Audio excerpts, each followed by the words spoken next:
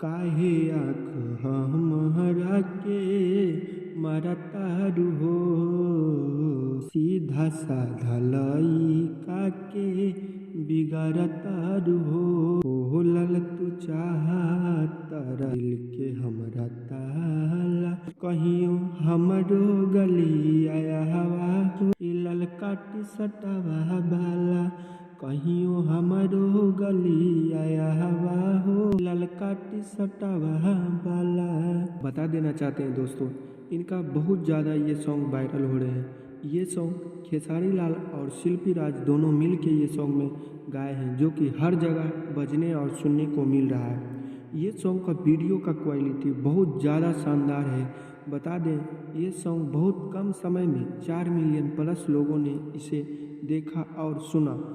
अगर आप नहीं सुने हो तो एक बार ये सॉन्ग को ज़रूर देखें। ये सॉन्ग बहुत अच्छा लग रहा है, एक बार ज़रूर सुने सर्च करके।